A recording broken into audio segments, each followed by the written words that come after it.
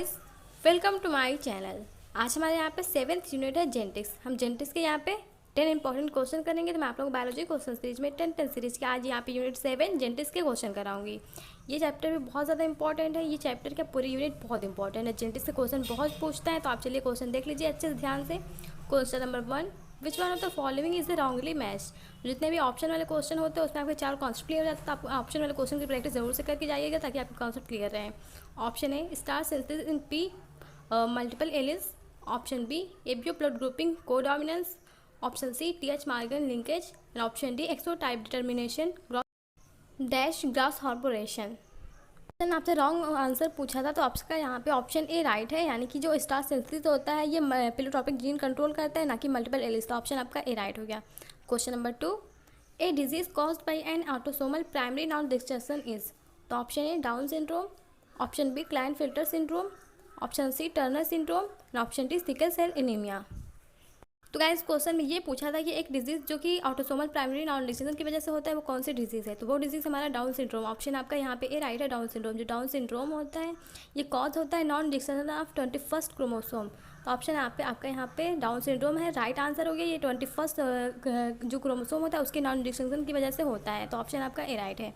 Question number 3, which form those given below is the period for Mendel hybridization experiment. इस question में ये पूछा है कि जो मेंडल साहब ने एक्सपेरिमेंट किया था कितने कौन सा उनका पीरियड था। यहाँ पे आपको ईयर मेंशन करके दिया, तो आप यहाँ पे ईयर को अच्छे से देख के फिर आप राइट आंसर चूज़ करके बताइए।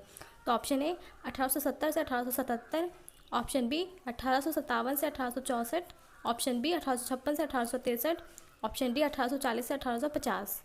तो यहाँ पे ऑप्शन आपका सी राइट है, 1856 से 1863। सारे ऑप्शन आप अच्छे से देखिएगा। 1856 से 1863 में मेंडल ने हाइब्रिडाइजेशन पी प्लांट पे किया था। आप पी प्लांट को भी ध्यान रखिएगा, ना कि गार्डन स्वीट पी प्लांट पर उन्होंने एक्सपेरिमेंट किया था 1856 से 1863 तक। Question number 4, all of the following are part of operon accept.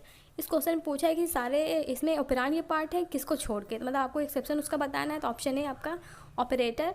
Option B promoter. Option C structural gene. And option D an enhancer. Option D यहाँ पे राइट है। ये एक सबका एक्सेप्शन है, क्योंकि जो ऑपरेटर होता है, प्रमोटर होता है, स्ट्रक्चरल जीन होता है, सारी चीज़ें ओपेरॉन में पाई जाती है, सिर्फ यहाँ पे एनहेंसर को छोड़कर। तो एनहेंसर जो है हमारे एक्सेप्ट, यह ऑप्शन आपका रॉन्ग है। सारी चीज़ें पाई जाएंगी, एनहेंसर नहीं पाया जाएगा। तो ऑप्शन डी आपका राइट हो गया। Question number 5, the final proof of DNA is the genetic material came from the experiment of.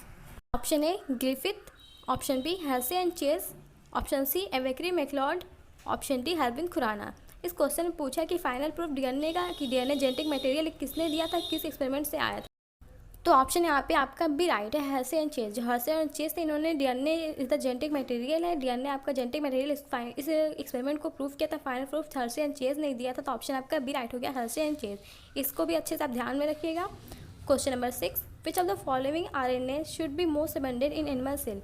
इस क्वेश्चन पूछा है कि कौन सा आरएनए यहाँ पे जो एनिमल सेल में मोस्ट अबंडेंट है। तो दिए गए ऑप्शन से आप राइट चूज करके बताइए। सबसे पहले ऑप्शन पढ़ लेते हैं। तो option A rRNA. Option B tRNA. Option C mRNA. And option D एमआईआरएनए।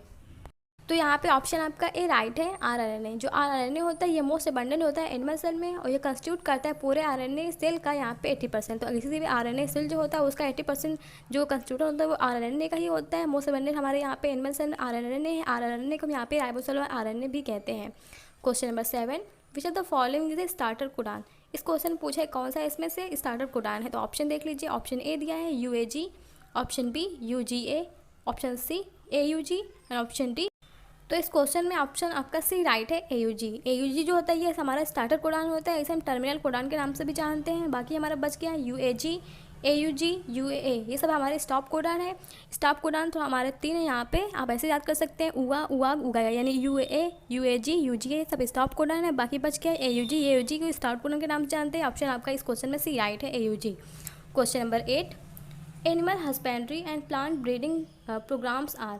Option A reverse evolution. Option B artificial selection. Option C natural selection. And option D mutation. तो इस क्वेश्चन आपसे ये पूछा है कि जो एनिमल हस्बेंड्री है और प्लांट ब्रीडिंग प्रोग्राम से ये दोनों क्या है, तो किसके एग्जाम्पल है, हमें ये राइट आंसर आपसे चूज करके इसमें से बताना है। क्वेश्चन नंबर 8 में ऑप्शन आपका बी राइट हो गया, आर्टिफिशियल सिलेक्शन। जो एनिमल हस्बेंड्री है और प्लांट ब्रीडिंग प्रोग्राम्स है, ये सब आर्टिफिशियल सिलेक्शन के अंदर आते हैं, तो ऑप्शन इसका क्वेश्चन में आपका बी राइट है, आर्टिफिशियल सिलेक्शन। और यूनिट को आप अच्छे से करके जाइएगा, बहुत इंपॉर्टेंट, सारे क्वेश्चन बहुत इंपॉर्टेंट हैं।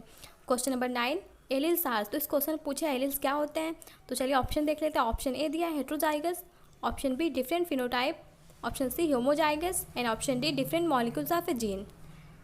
तो गाइस जो हमारे एलियंस होते हैं वो एलियंस होते हैं डिफरेंट मॉलिकुलर फॉर्म है फिर जीन।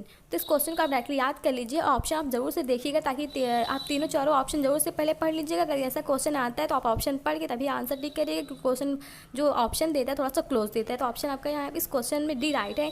जो एलियंस होते हैं ये different molecular form of a gene होते हैं। Question number 10 and last, removal of introns and joining of exon in a defined under during transcription is called.